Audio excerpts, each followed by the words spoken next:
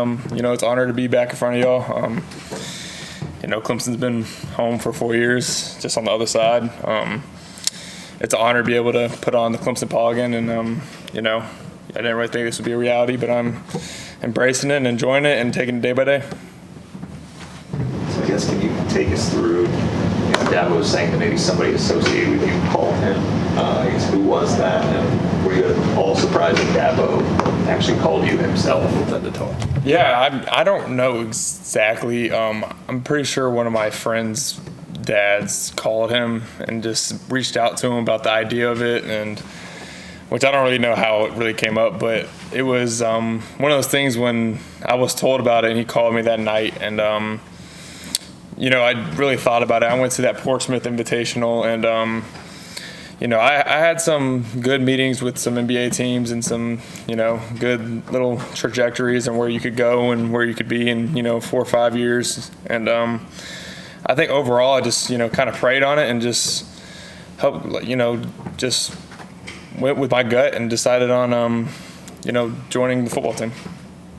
I know Dabo presented it as like you can go play in like Afghanistan or somewhere, or you can come be here in nationals. Where was that like verbatim what he told you on the phone, or was it? Oh yeah, that was word for word what he told me, and I don't think I'd be playing in Afghanistan if I was still playing basketball, but his point got across. I'll say that. Back in Dabo's recruiting camp, there were times where you're sort of a camper on your own, taking as many notes as possible. Just what have these last few months been like as you've ramped up to these first few practices? Yeah, it was great just to be out there. Honestly, a lot of those high schoolers knew more about football than I did. I quit before a lot of those those kids are still playing, and just being out there with Coach Rich and Dabo, just kind of teaching me kind of the basics and how different footworks and different drills that they do, and just one of those things that kind of helped me get ahead, I guess, with where I already was. I was basically almost ground zero, so I think it was a good little boost going into the fall and just going into the summer. Dabo said, the thing you're gonna have to experience the learning curve is having Peter Woods coming through your chin strap. Has that actually happened yet? Have you had a moment like that? It has not, but we did put on the pads today, and I will say it is physical. It's a little different than basketball. Everyone's about, I'd say I was a pretty physical player in basketball, so comparing it that way, every player plays like how I did in basketball. So it's just something that I got to get used to, and, just being able to use my body because I'm still a big dude out there, and just, learning it. Christian, who is a pretty good basketball player his own self, just said he still feels like he's the best basketball player in the room. Your head coach is a notorious chucker. Has anybody tried you yet, or have they tried to talk some smack to you? Honestly, if you ask the whole football team, they're better than me at basketball. I can tell you that right now. Christian, I've seen, he's shown me some tape of him dunking and all that. Olsen thinks he can go out there beat me one-on-one. Heard Sapp's pretty good as well. A lot of those guys just, I would say messing around, but they firmly believe that they'd beat me one-on-one. I just, not wasting my time, so. Coach Brownell a couple weeks ago talked about just this move for you and said people don't really understand how much you're sacrificing, giving up to be back here at Clemson. Just relay that love that you have for this place. Just can you maybe relay on that, just what this place really means to you to make this kind of move? Absolutely. That call from Dabo was kind of eye-opening. The opportunity to come back and just be able to impact this area even more was, it was just huge in the decision-making. Just being able to be here, and it really is family. Clemson's family, and the opportunity was just way bigger than myself, and just being able to be back at the community and inspire other people, and not many people I guess have done what I've been doing, and I think it's just amazing being able to do this at Clemson, a place that I've already given my all to, and being able to give more to this place is just something that was really enticing. You said not a lot of people have known what you're doing. It makes you one of the more difficult players to project going into this season. What archetype of player have you found yourself watching in the film room and trying to model your game after? Yeah, honestly, when I was making the decision, I was talking with Mo Ali Cox a little bit, and he was one of the first persons I reached out because we kind of had a similar story. He went to VCU. He played basketball there. He decided he was going to have a longer career in football and be able to make, I guess, more money long term. And it's kind of one of those things. I saw myself in the same shoes as him, and honestly, I still haven't found my archetype. I'm just trying to learn, just basic plays and just basic blocking, basic footwork, and just taking it day by day, embracing the journey. And it's not going to be easy, but I'm having a fun time doing it. So, What has been the biggest adjustment for you so far? The biggest adjustment. I'll say the easiest adjustment has been this team. This group of guys here is really special. These guys have really accepted me. I know it's not easy, the guy across the street. Not saying there's like feuds among the team, but everybody wants the attention, and basketball's been pretty good the past couple of years. Football's always good. So I think we had a little more attention, and I don't know if there was bad blood, but whatever. But these guys have made it easy. I mean, I came in here just being able to talk to every single person. Like, I've nothing bad to say about anybody. I've been able to talk to everybody, be close with them, being able to eat with them. The hardest adjustment's probably just, kind of getting out there and just learning from almost ground zero again. It's kind of like coming in as a freshman playing basketball. I think the only difference is that being 22 years old now, I know what to expect and, how hard it is, and that there's going to be days that you don't have, your best stuff. And I think that's the best part about it, is that just this journey is going to be a lot of adversity, and just willing to take on all of it. In a couple of days, you're going to put all the pads on and do some popping. You ready for that? Have you got your body ready for that? It's going to be like, because you haven't been hit like that in a long, long time. Yeah, there's some big dudes out here. It's fun, I got out there today. We hit a little more than we've been hitting, and I got squared up a couple times, and just kind of part of the game, just kind of having to learn, I won't say the hard way, just kind of how football is, and just learning all that all over again. Do you feel like you're like the new guy, the rookie out there? I wouldn't say that. I think it's easy to fit in with these guys, so it's kind of like not being a freshman, kind of just, they kind of respect what I've already done here, and I definitely feel like the new guy when it comes to being on the field, but just these guys made it easy to just fit in. Just talked to Josh and Christian out there, and they were just talking about the depth that there is in the tight end room and the confidence that they have. Your perspective on that so far?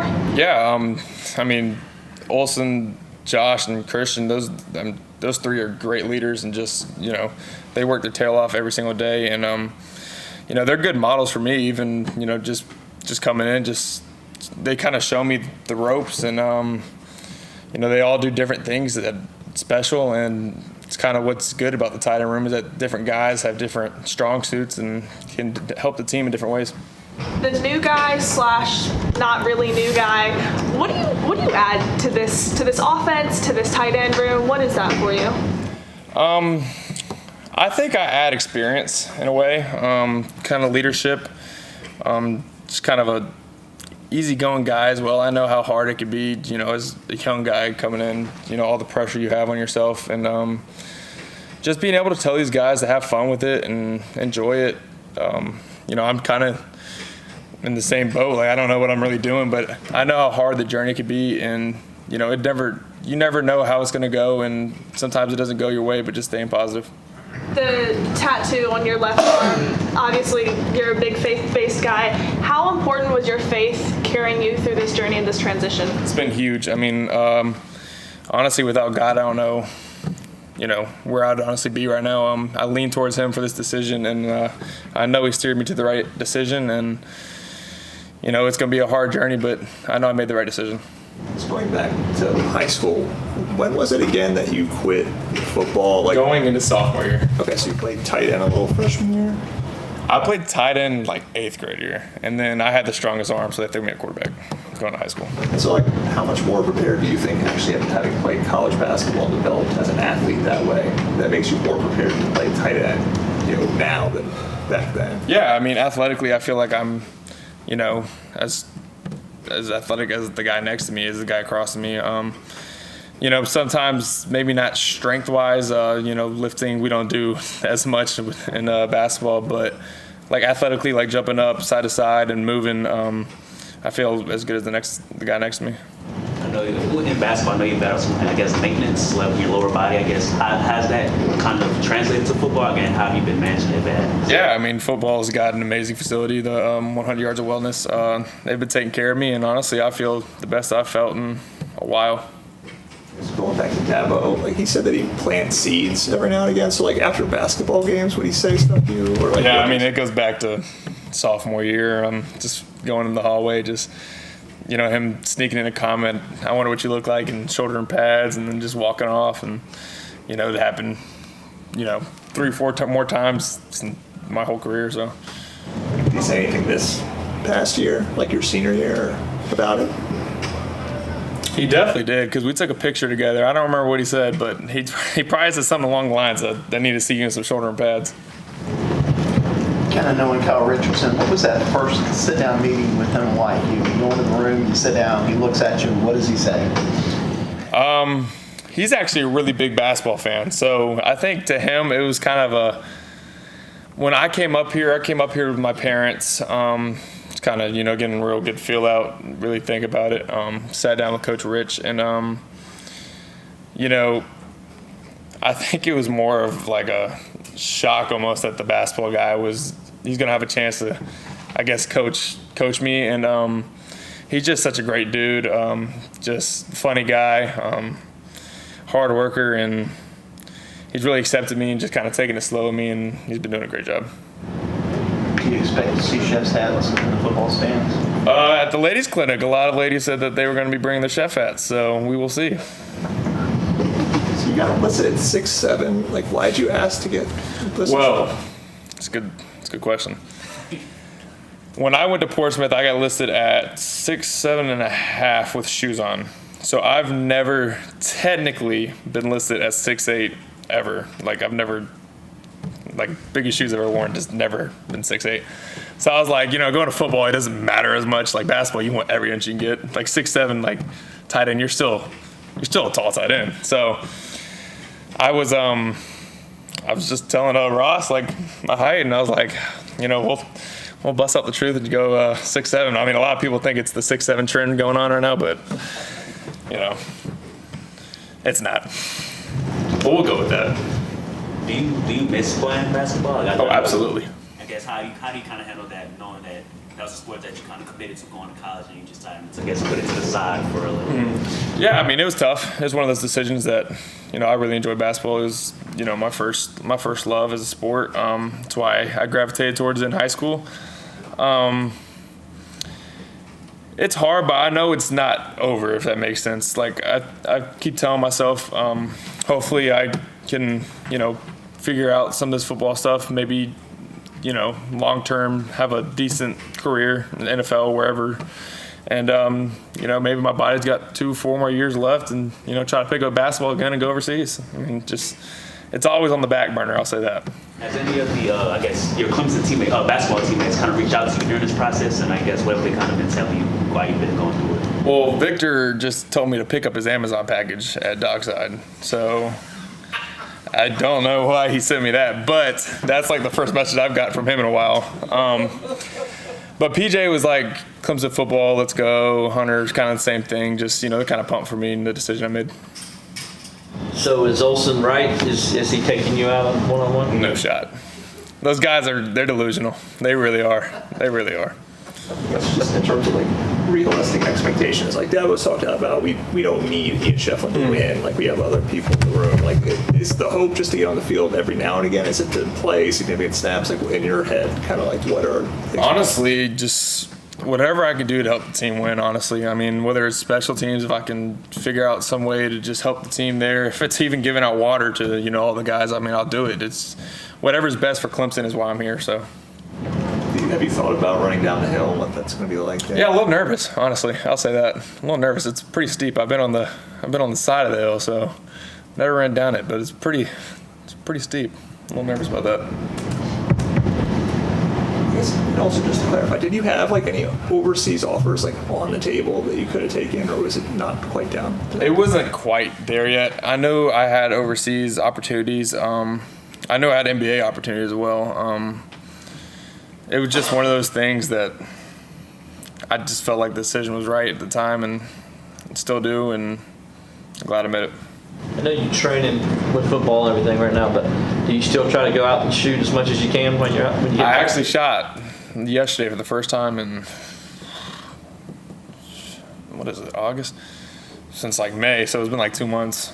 5 air balls in a row. I feel like I've never played basketball before in my life.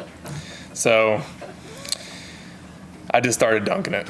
But I know I could still do that, so that made me feel good about myself.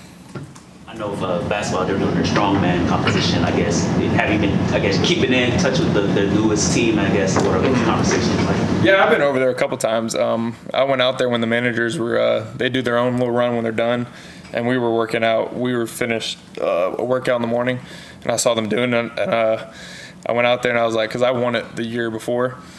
I walked out. They got a new strength coach, too, so I was like, gosh, if I was doing this one, my times would be amazing. It's gotten a little bit easier. Don't tell Brownell I said that, though, but it got a little bit easier. You brought up Brownell. Obviously, you can tell without even being in the practices, Brownell and Dabo have very different coaching styles. How has that difference been for you, just in terms of learning from different coaches? Yeah, I mean, starting off, Dabo can talk way more than Coach Brownell can. Brownell's pretty short, sweet at the point, and Dabo's just an amazing talker. I've never seen one like it. It's good. It's just taking different coaching is going to be how it is at the next level. Everybody's different. They both have their own styles. It doesn't mean one's right, one's wrong, but you got to be able to take both and just apply it. Has Brad been out there yet to watch it? I don't think so. I saw our nutritionist over there the other day. She was at the big weigh-in, so she was over there checking to see where my goals were at, I guess. But he has not stepped by. I think he said he was going to come by soon, though. How would you say you feel after a football practice as opposed to a basketball practice? Like basketball, you're going up and down all the time.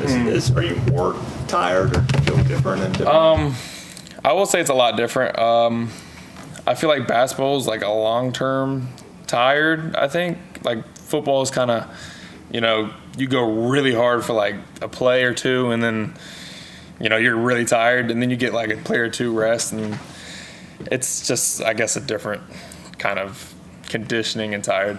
I guess in terms of catching the ball, would you say it's easier to rebound and get a basketball, or is it hard? Or is it easier to catch a ball versus like a smaller DB like him? I always have a love for rebounding, so I'm gonna say rebounding for now. But I do enjoy kind of going against some 6-footers and instead of some 7-footers going up to get a ball. We talked earlier about getting hit and stuff in football and how that might be a little different. Kind of on the flip side of that, bringing up jump balls. Have you had any moments in practice where you kind of feel like people kind of looking at you like, wow, you really got up there? Yeah, I had one the other day. I had one up the seam, just went up and caught it and kind of felt natural. So it's good. It's a good sign. Anybody else for Ian? Oh, I don't remember my question. If you could pick any Clemson football player to put over to the basketball team, who would that player be and why? Chase Bryce, Grayson High School alum. Good shooter. Not Phil Mafah? I actually played with Phil in 8th grade. Phil chose the right sport, I'll say that. Anybody else for Ian? All right, Ian. Thank you. Appreciate it. Hey, appreciate it.